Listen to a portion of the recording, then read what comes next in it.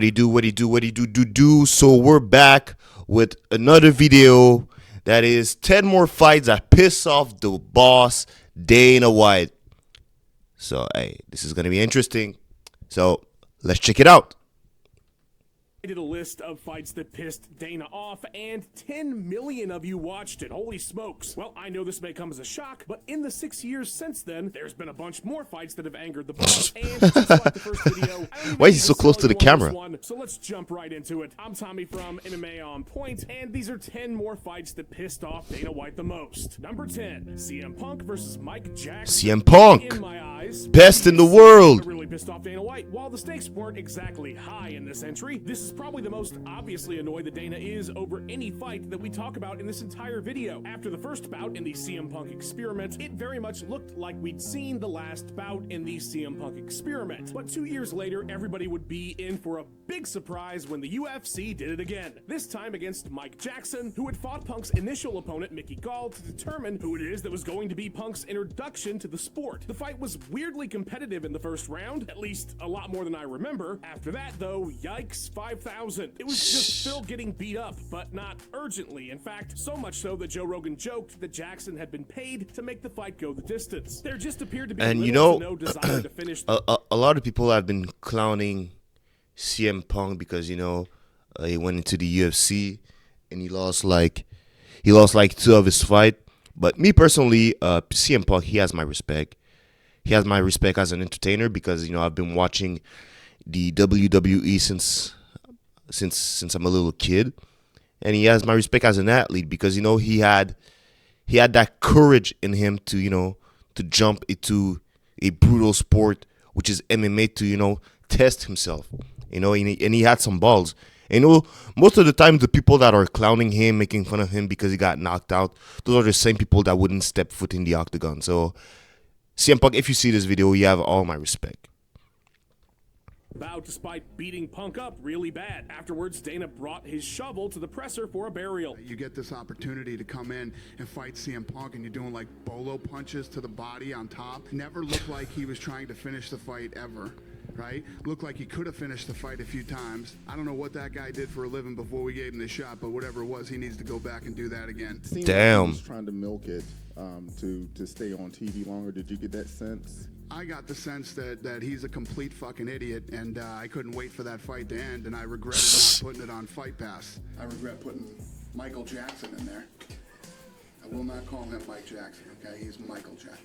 It was Michael Jackson. At the end of his UFC career, he would have 2 more bouts with the promotion 4 years later. I guess time heals all wounds. Number 9, Brendan Lochnane versus Bill Algeo. At the end of the Contender Series bout between Lochnane and Algeo that Brendan won soundly, Paul Felder mentioned on commentary that on this show, it's not about winning, it's about getting a finish. And boy, oh boy, how right that fiery redhead was. Lochnane's original attempt to get into the UFC came on tough in 2012, where he failed to earn a contract. In the time between then and his Contender Series bout, he'd gone 11-2, won an FCC title, and scored 8 KO TKOs. He was a punchy, kicky guy any way you looked at him, and even joked after the bout that the grappling didn't come so natural to him because he's used to throwing down, which he did quite a bit in the 3rd round, absolutely piecing Algeo up. But then he did something that will piss Dana off from now until the end of time. What did he do? 10 seconds left, and despite beating up Bill for the better part of 5 minutes, Lochnane shot for a takedown, and his fate was sealed. Despite the impressive win, despite the obvious ability and desire to KO his opponents, despite a decent backing in the UK from soccer stars and Tyson Fury, Brennan was humiliatingly denied a contract at the end of the show. Damn. You don't come here,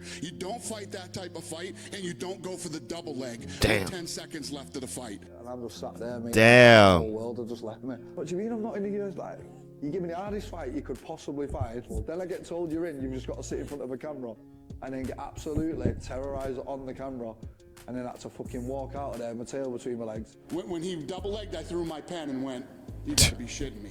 You want to get into the UFC? Show me. Don't double leg when you got 10 seconds left of the fight. Sorry, kid, we don't want guys who shoot takedowns in the last 10 seconds. We want guys who point to the mat and throw haymakers until somebody goes night-night. Hey, just like Max Holloway, baby. $1 million in 2022. Number 8, Muhammad Mokaev versus Manell Cape. It should have been one of the hottest tickets in town, given everything that preceded it. Oh yeah, I remember that. Yo, I remember he kind of ripped his trunk. You know who? Fans have expected fireworks. Well, these two had been assaulting each other for a while. Apparently, things started. And he had a pretty good record. I think he was undefeated. You know how these things go. Then on fight week, there was a big dust up between the two at the Fighter Hotel, where Mokaev sucker punched Cape. Then they got into it at the weigh-ins. They tried to fight each other before their boring ass fight in the cage. Damn. All that bad blood, and they went out there and had a snooze fest, where even more bafflingly, they acted like best buds afterwards. Dana was not surprised, motherfuckers. It was one of those typical kind of fights. We've all seen this before over the years. Oh, I can't wait to get to you. I can't wait to get to you. Oh, I'm gonna fucking kill you. And then 5 minutes and they don't do anything. Dana was further annoyed when a reporter repeated a claim that Mokaev was told by the UFC to change his style or he'd be cut. Yeah, that's what we tell guys. We tell guys how to fight and tell them we've been doing this for a long fucking time. Yeah, the matchmakers aren't big fans of his for many different reasons. And not just there's a lot of people who shoot takedowns, a lot of guys that fight with that type of style, but it's a lot more than just that. So yeah, causing a bunch of headaches at the PI, at the Fighter Hotel, at the weigh-in, at the arena. Then you go out there and just lay ass in the cage, and then accuse the UFC of pressuring you to alter your style. Safe to say we won't be seeing. But yeah, it's kind of crazy, you know. Before the fight, you know, your guys are getting into an altercation. You're fighting in the hotel, and when you're with your opponent in the octagon, nothing happens. I mean, you know, it's kind of like all that for that, like, you know, whatever. In the UFC, again, I can understand why he's angry. He's going to get a great undefeated guy. Really? Good luck to him.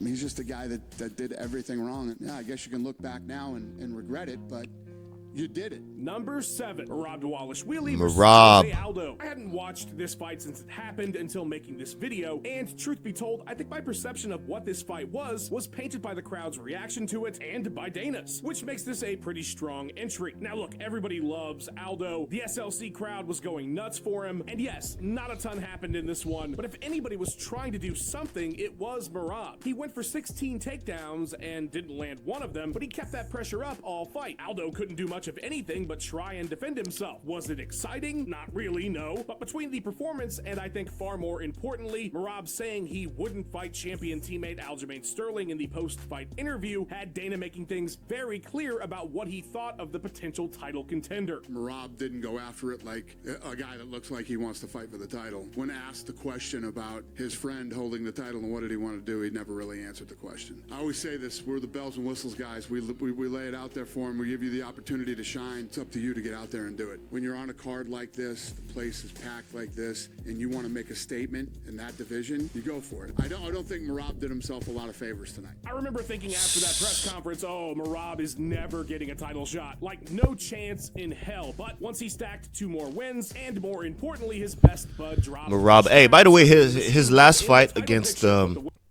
Nurmagomedov was very, very exciting and impressive. And to be honest, I wasn't expecting this fight to be like really crazy. I mean, you know, in that fight, you kind of had everything. You know, you had the wrestling, of course. You had the striking. You know, guys were doing a lot of stuff in there. And it was really fun to watch. So I can't wait for his next fight against Sugar. This might be another exciting fight that will happen. I think it will happen in June. So, yeah. I mean, Morab is a solid fighter. His cards of the charts. Can't wait to see him again in his next fight against Sugar.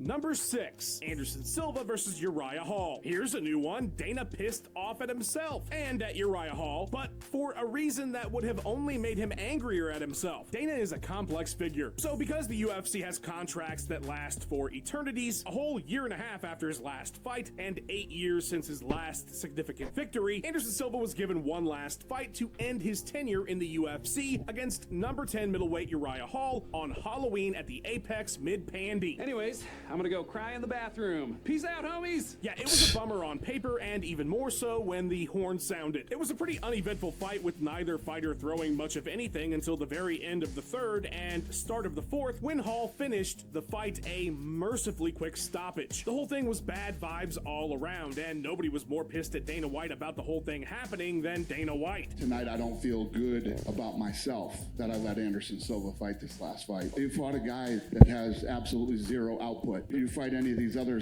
savages, he'll be in big trouble, and he'll take a shitload of punishment. Uriah Hall threw 11 punches in the second round. Uriah Hall's one of the most gun-shy fighters in the UFC, and I made a big mistake. I did something that I disagreed with, and I knew I was right, and tonight proved I was right, and Anderson Silva should never fight again. All right, so to recap, fuck me for letting Anderson fight, fuck Damn. for not hurting Anderson more, and fuck that boring-ass fight. Number 5, Clay Guida versus Clay Gray Guida Maynard. versus Gray I tell you, the things I do for you guys. You get to sit back on your lunch break or in the bathroom and watch this little video. I have to watch the entirety of Maynard versus Guida. I never wanted to revisit this fight. I'm probably the only person in Fight Pass history to go back and watch Oh this yeah, fight he's again. still. No, he's not in the What a UFC bizarre anymore. bout. Guida is usually a fan favorite. The dude's been in some absolute battles. He's in the UFC Hall of Fame for that Diego Sanchez fight. And so main eventing an FX card against Gray Maynard, coming off those epic bouts with Frankie Edgar, I think everybody was expecting fireworks. Instead, we got the strangest thing I've ever seen. Clay Guida just hopped around in circles for 25 minutes like he was a bunny on Adderall. It is insane to watch, and he never stopped. After the fight, he was running in circles until the decision was read. He was hopping during that too. It was weird as hell, and even more so because it resulted in a loss. Frankie barely even hit the guy, but he did enough to get the decision. Dana didn't pull any punches for Guida at the post-fight presser. Fight sucked.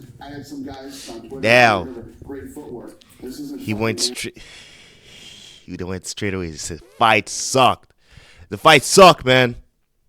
With the stars. You can't win a fight by running around in circles. It's not how fights are won. Gray Maynard was literally running.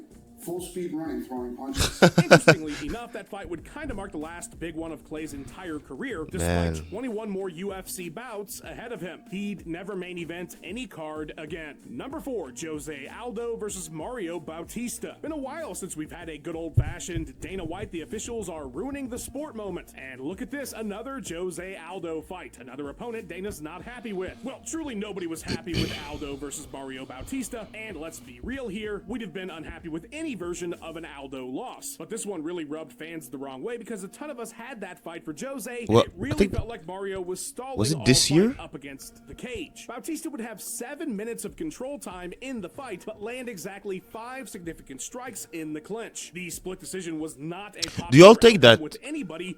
Do y'all think that maybe they should put a rule that, you know, if you're like spending your too much time, you know, clinching your opponent, you know, you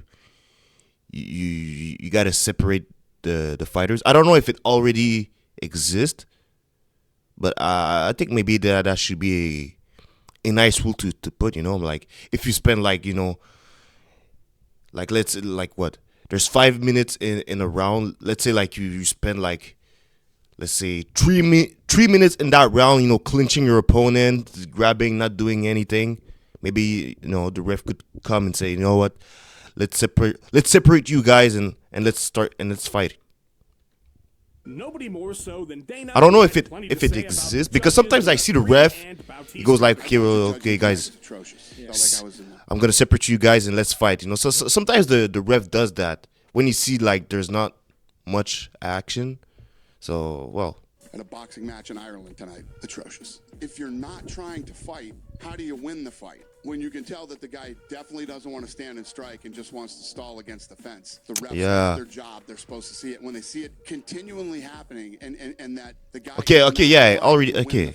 It's kind of already, yeah, it's already a rule. The Aldo bout late last year and recently had a scheduled fight in May moved to June for undisclosed reasons. I have absolutely no evidence at all to support this claim, but in my head canon, that fight pissed Dana off so much that he's just been stringing Mario along now for nearly a year, despite being on a 6-fight win streak in the promotion, and will be getting a short notice fight with Derek Lewis when his opponent drops out of UFC 316. Number 3, Jan Blovich versus Magomed Ankalaev. I think this short clip of Dana really sums up his overall sentiment towards what would end up being a big old clusterfuck of a fight between Jan and Ank for the vacant light heavyweight title. Did you have anybody winning in the main event? Did you have I don't even know. I started to zone out after like fucking 3 rounds. So, I heard that Ankalaev is upset and whatever. What do you want me to do? You got beat up the first 2 rounds and you took him to the ground. You started. What are you gonna do? All the fights this year have been incredible, right up until the main event tonight. Okay, the only bad fight all year is crazy, but it shows how White felt about it. Now, was the bout boring? I mean, it was not a barn burner, but we've definitely seen worse fights. The real issue was that it was pretty clear that Ankalaev won, but the judges ruled it a draw. Dana didn't care. In fact, he made a rare post-event booking decision about what would happen to the vacant title right there on the spot that had everything to do with how bad he thought that fight was. Glover versus Jamal Hill in Brazil for the vacant title. Is that done? Done. And that Damn. is indeed what happened next. As for Ank, it seemed as if the UFC was doing everything they could think of, but put him in another title fight. But after 2 more victories, it was a little bit undeniable Cody Rhodes, so they threw him in there with Cash Cow Poatan, and he took his title. I'm sure they're thrilled to finally have Magomed as champion. Release the confetti over at UFC HQ. Number 2, Tyron Woodley versus Tyron Woodley. This was certainly one of the fights in UFC history. That much we can all agree on. Can confirm it Damian did take Maia. place. Following a lackluster fight in his previous welterweight title defense, a victory over Stephen Thompson, Woodley decided, oh, you disliked that fight? Let me show you something somehow even worse. What preceded was one of the more boring title fights that's ever taken place. Woodley definitely won within the rules of the sport as defined, but that was about as much as you could say. Well, besides all this from a bewildered Dana. It was, I don't even know what to say. I don't even want to relive that fight in my head for another second. I mean, this sums it up. They broke a record tonight. The least punches ever thrown in the crappiest fight you've ever seen. They threw 60. Okay? 60?